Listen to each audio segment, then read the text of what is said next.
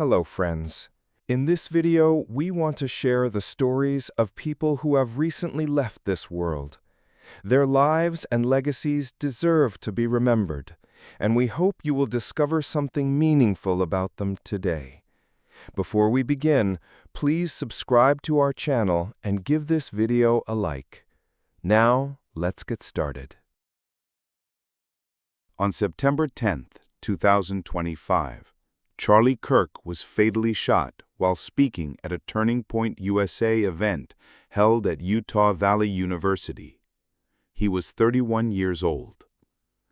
Charlie Kirk rose to prominence as the co-founder of Turning Point USA, an organization he launched at age 18 to mobilize conservative students and promote constitutionalist, anti-woke messaging on America's college campuses.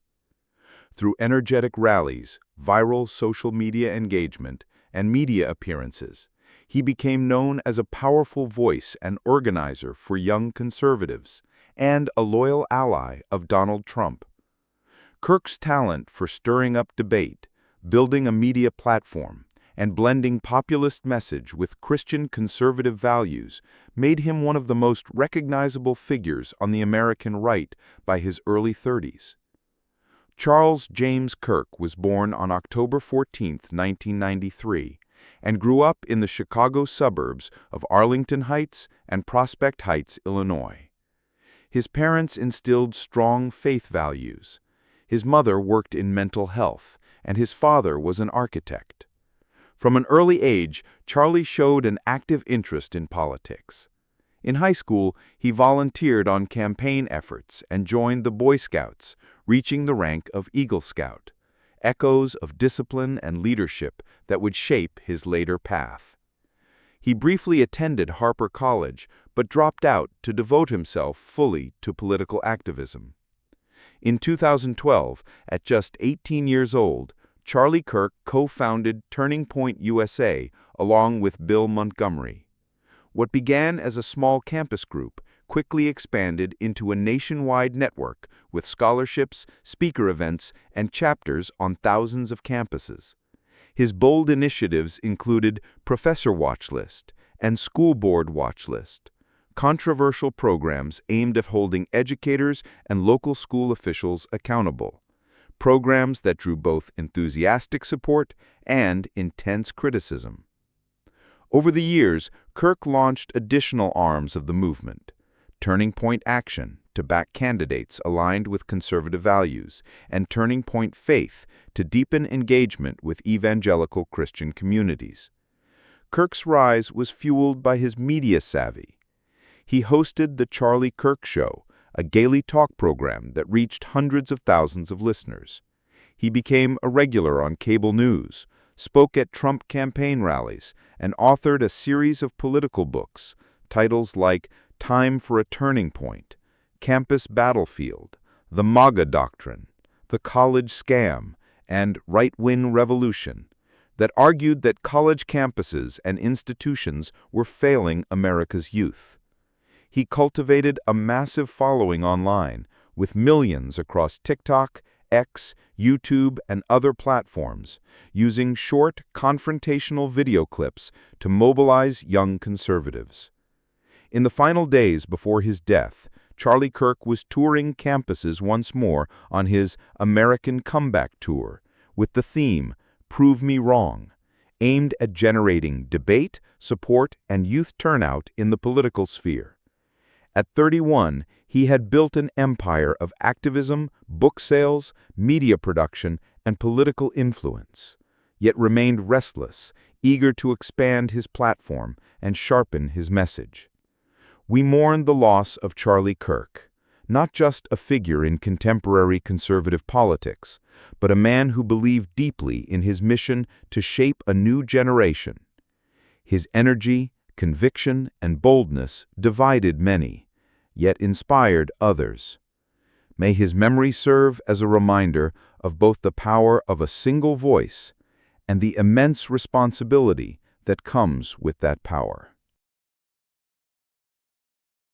Agnesa Peterson died on September 10, 2025, just one day after her 89th birthday, leaving behind a legacy as one of the elegant and respected actresses of Soviet and Russian theater and film. She was best known for her work on stage at the Vakhtangov State Academic Drama Theater in Moscow, and for her haunting performances in several classic Soviet films.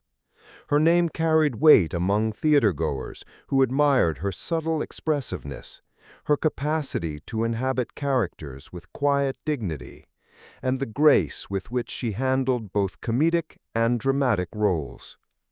In 1991, she was honored with the title of Honored Artist of the RSFSR, a recognition of her many years contributing to the performing arts.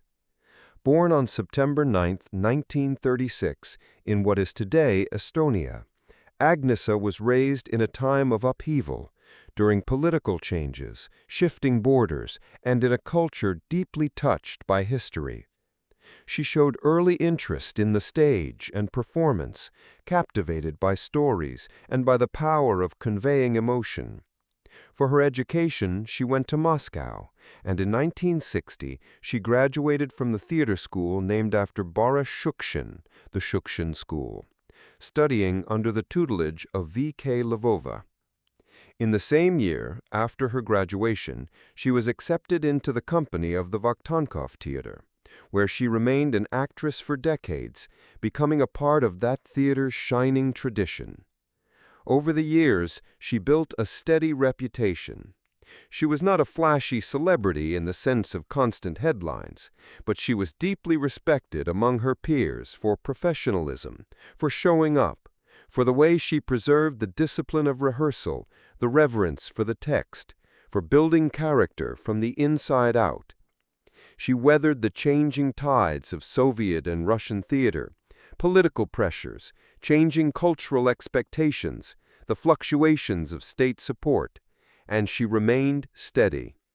There were times of scarcity, when funding for productions was tight, roles fewer, expectations heavier. Yet she persevered, continuously adapting while staying true to her craft. Her voice, her timing, her command of subtle gestures meant that even when she was not center stage, she made scenes richer, lives more believable, moments more lasting. In her final years, she was less visible on stage and less frequently in film, but the reverence for what she represented never faded. She was older, yes, her steps slower, her voice softer, perhaps more reflective. Audiences who had grown up watching her saw in her presence not just the roles she had played, but the integrity she lived by. She had long outlived many of her contemporaries, and each loss among them echoed in her work, in her quiet moments behind the curtain. Her legacy was not built on headlines, but on countless small performances, small kindnesses, small gestures of care to young actors, students, listeners, people in the audience who needed her. Agnesa Peterson had been an artist defined by grace under pressure, by voice and presence rather than spectacle, a woman whose life was lived in service of theater, of art, of touching hearts. We mourn the passing of a life devoted to beauty, sincerity, and the enduring truth that even the softest voice, used well, can echo across generations. May her memory remain in every whispered line, every trembling pause, every bow she offered under the lights. Francesco Trapani died on September 11, 2025, in Rome at the age of 68, leaving behind an extraordinary legacy as a visionary leader in the world of luxury. He was widely celebrated for transforming Bulgari from a storied family jewelry business into a global luxury powerhouse. Under Trapani's leadership, which began in 1984 when he assumed the role of CEO at just 27, Bulgari expanded beyond exquisite jewelry to include watches, fragrances, leather goods, and even luxury hospitality. He orchestrated the company's public offering in 1995, launching it onto international capital markets and enabling explosive growth. In 2011, he guided Bulgari into a landmark acquisition by LVMH, ensuring its enduring prestige within the wider portfolio of luxury names. His career spanned decades, defined by creativity, strategic expansion, and deep influence on how modern luxury brands operate. Born in 1957 in Rome, Francesco Trapani was the son of a prominent surgeon and Lia Bulgari, the granddaughter of Bulgari's founder. He grew up immersed in the legacy and craftsmanship of his family's tradition, yet pursued formal education in economics at the University of Naples and later business administration courses at New York University. These academic foundations tempered his inherited pedigree with intellectual rigor and global perspective, preparing him to lead an ambitious transformation of the family business. His early career within Bulgari began around 1981 when he joined the firm in an assistant role to the chief financial officer. He quickly demonstrated clarity of vision and business acumen. 3 years later, he became CEO, launching an era of strategic modernization. He reorganized operations, reinforced branding, and invested in design innovation, all while safeguarding Bulgari's artisanal authenticity and heritage. Key milestones marked his dynamic tenure. The launch of Bulgari Hotels and Resorts in partnership with a leading global hospitality group, the successful initial public offering in Milan, the brand's steady march into major Asian, American, and European markets, and the diversification into high-end accessories and fashion. Francesco navigated economic recessions, shifting consumer tastes, and increasing global competition with a calm determination. His philosophy was centered on preserving the brand's prestige without compromising accessibility or craftsmanship. After the sale to LVMH, Trapani continued to influence the industry. He oversaw Bulgari's integration into the luxury conglomerate and led its watches and jewelry division for several years. Later, he turned to investment and private equity, holding leadership and advisory roles in companies such as Clepsydra, Bluebell Capital, Tiffany, and others, where he applied his strategic insight to help other brands grow and evolve. In the final days of his life, Trapani was surrounded by family and colleagues who admired not just his business brilliance, but his gracious temperament. He faced illness with the same quiet resolve that defined his career, steadfast, dignified, and thoughtful. The luxury world mourned the loss of a leader who balanced tradition with modernity, heritage with innovation. He had been more than a CEO, a custodian of beauty, a strategist, a mentor to many, and a builder of elegant legacies. May the world remember Francesco Trapani for his passion for excellence, his vision that elevated an Italian house to global prominence, and the generous, cultivated humanity behind the man who wore the Bulgari name with pride. Celine Dion was born on March 30, 1968, in the small town of Charlemagne, Quebec, the youngest of 14 children in a working-class family. Despite their modest circumstances, the Dion household was filled with music, laughter, and a deep sense of togetherness. Her parents, Aymar and Thérèse, owned a small piano bar, and it was there that Celine absorbed the rhythms of chanson, folk, and pop that poured into her from siblings and patrons. She grew up in a lively atmosphere where rehearsals, impromptu performances, and the sound of a guitar or accordion were as natural as the daily bread on the table. From her earliest years, her voice stood out, clear, piercing, and filled with emotion well beyond her age. At just 5 years old, she sang at her brother's wedding, leaving the guests astonished by the maturity of her sound. Her family recognized her extraordinary gift and began encouraging her with small performances at the family's bar, where she stood shyly at first, but soon discovered the thrill of commanding a room's attention. These moments planted the seeds of the career that would one day make her a global icon. Her formal education was unremarkable compared to her musical upbringing. School was often overshadowed by the daily struggle of helping at home and by the magnetic pull of music itself. What she lacked in academic polish, she made up for in discipline and raw determination.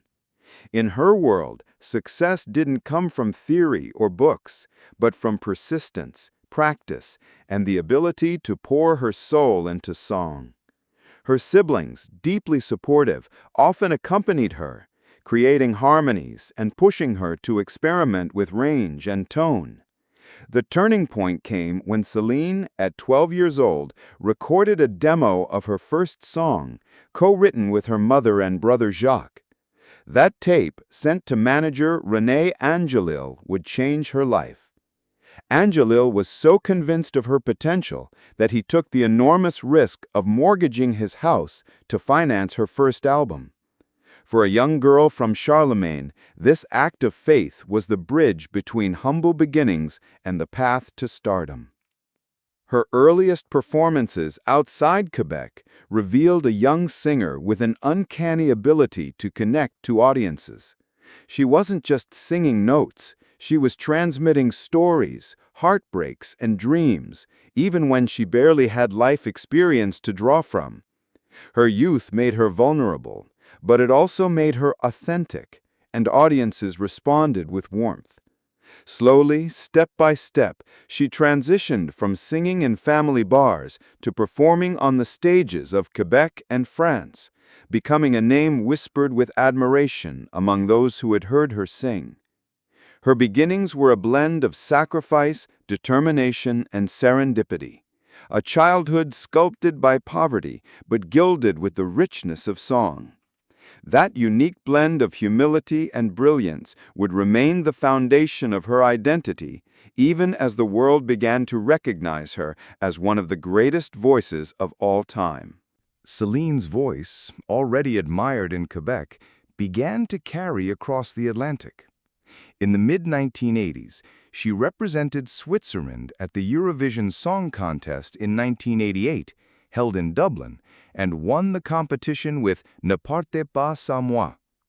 This victory didn't just bring her a trophy, it placed her before millions of viewers and introduced her to a European audience that immediately recognized the force of her talent.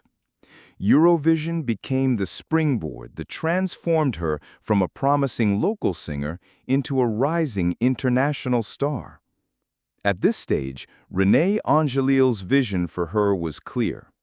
If Celine wanted to become a global phenomenon, she had to master English and release albums in the language that dominated the global music industry. For a young woman who spoke only French, the challenge was daunting. But Celine embraced it with characteristic discipline. She studied English intensively in the United States, often working with tutors by day and practicing pronunciation by night. Her determination was unrelenting. Every misstep in grammar or accent was another chance to improve.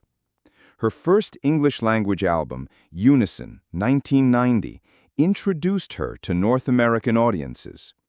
The single, Where Does My Heart Beat Now?, climbed the Billboard charts, showing that Celine could reach not only the hearts of francophones, but also the vast English-speaking market. From that moment, her career took on a new trajectory. She was no longer only the pride of Quebec, she was becoming a household name far beyond Canadian borders. During these years, Celine's life was shaped by intense work and sacrifice. She toured relentlessly, adjusted to the pressures of the music industry, and refined her stage presence. Yet she always carried with her the grounding influence of her large family and the unwavering support of Angelil, whose professional guidance gradually intertwined with their personal bond. Their relationship, though controversial at first because of the age difference, became one of the defining partnerships of her life. By the early 1990s, Celine had already begun to collaborate with some of the biggest names in music. Her duet with Peabo Bryson on Beauty and the Beast, 1991, the theme song for Disney's animated classic, became an instant hit and won both an Academy Award and a Grammy. This song was more than just a success. It was a declaration that Celine had arrived on the world stage as a voice synonymous with grandeur, emotion, and timeless melodies. Her breakthrough years laid the groundwork for the legendary career that followed.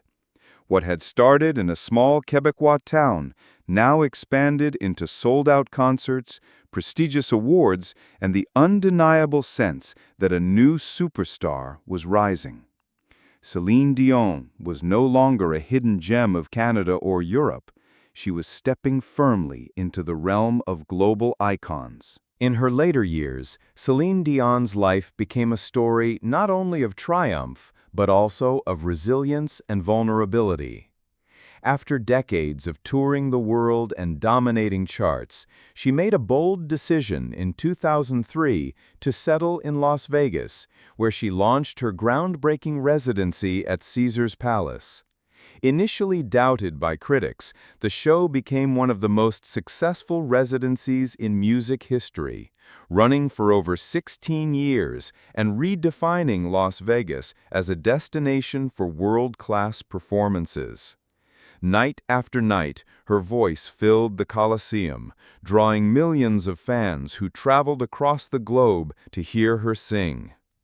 Behind the stage lights, however, life brought challenges. Celine and René expanded their family in 2010 with the birth of twin sons, Nelson and Eddie, a moment of joy that illuminated her world. Yet in the years that followed, sorrow entered her life when René, her lifelong partner and manager, passed away in 2016 after a long battle with illness. His death left a profound emptiness in her heart, and Celine often spoke about how she learned to carry on for the sake of her children, channeling her grief into strength. Health struggles also began to shape her later career.